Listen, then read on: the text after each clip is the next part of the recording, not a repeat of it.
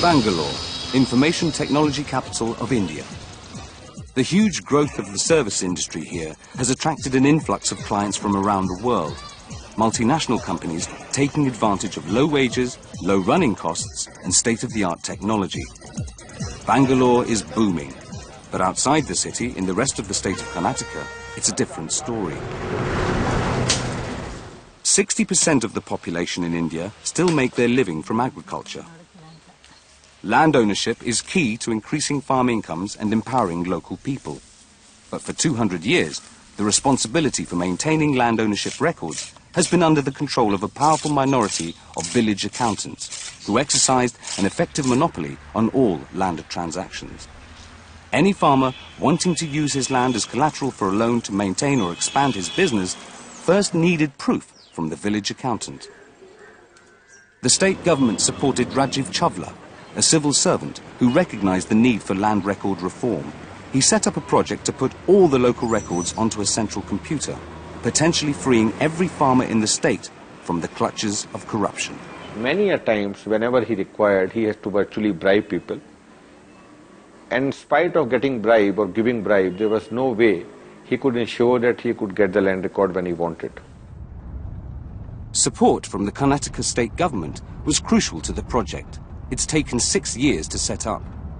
But at the Central Records Office in the capital, some of the custodians who manage the paperwork can't get used to the idea that paper records are disappearing forever.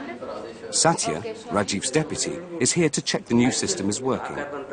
This is the old record. You know, this is the old record with so much of... 2 acres, 26 guntas, 3 yeah, acres, guntas, so much. I can't even read anything out of this. It is so terrible. Where is his This name? custodian finds it hard to believe that the computer is now the only official record. But they have to be kept, sir. Why? For any, in the later course, if any dispute arises between the parties, we have to refer this. If he wants a record of 99, you will not give this record. No, madam. It will only be a computer record. But it's obviously taking some time before everyone believes in the new computerized records. No. Actually, these revenue records are permanent records. They need not be destroyed. They have to be kept for years. So how will computerization affect farmers? Are they equally skeptical? Ningama, a Karnatakan farmer, goes to his local land registry office, or Bhoomi as they've now become known. He hands his number in at one of the new computerized land registry booths. He pays 15 rupees and in return gets a receipt and his land record.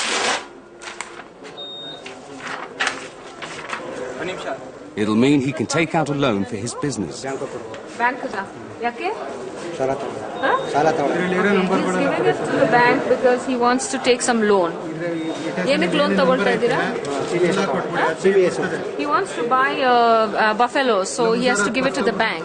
So that's the reason he wanted to take this copy. Ensuring all the records remain accurate requires cast iron security.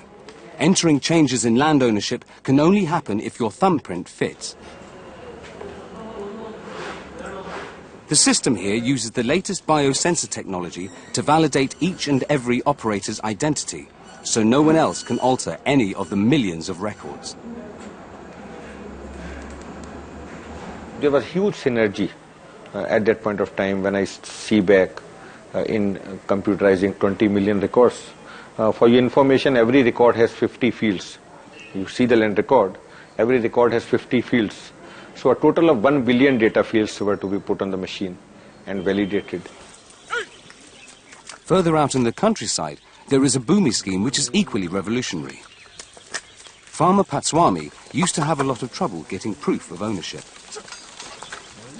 I used to get a lot of harassment from the village accountant whenever I went for a land title document. It took 3 to 4 days. He puts down his plough and heads for his village. He's going to test out the new computerized system to see whether he really can get his land record for a mere 15 rupees.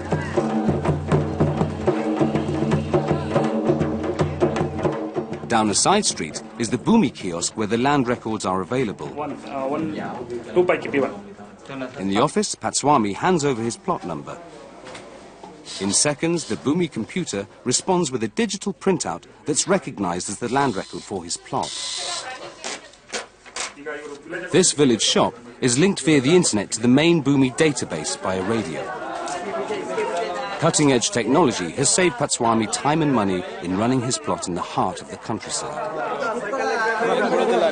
We are trying to revolutionize the internet connectivity in India by providing internet connectivity to the remotest locations in India. And government is utilizing our facility to provide Bhoomi services to the villages from the information kiosk, Chirag internet kiosk, which we have developed.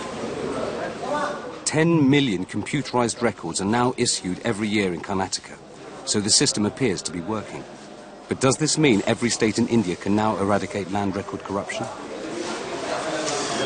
There is a successful project which is shown to the people and to citizens of this state that yes, it should be scalable to other states and why not to other countries, and it's a good model and it is delivering services, and I think this is a revolution in land records.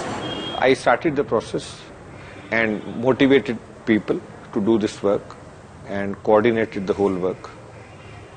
But then I must admit that the work was done by a set of people. I only perhaps played a role where I told them how to do that. Rajiv underplays his achievement. In fact, he doggedly implemented a scheme that succeeded in putting a stop to a widespread form of corruption. In turn, he's helped farmers work more efficiently and increase their income. But Karnataka's only one out of 29 states in India. The question is, does every Indian state need a Rajiv Chawla to introduce land record reform, or can his Bhoomi model be successfully replicated everywhere? In the state of Andhra Pradesh in central India, a travelling group of nomadic people maintain their traditional way of life.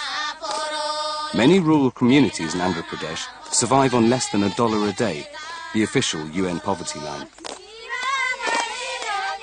You must involve people that live in poverty. There is no way that I think on a top-down basis you can cover billions of people. What you need to do is to change your thinking and understand that by engaging the people who live in poverty, you are dealing first of all with the people that understand poverty the most. Secondly, have the greatest interest in getting out of poverty. And thirdly, can take the responsibility to move forward themselves in solutions or in programs that are effective.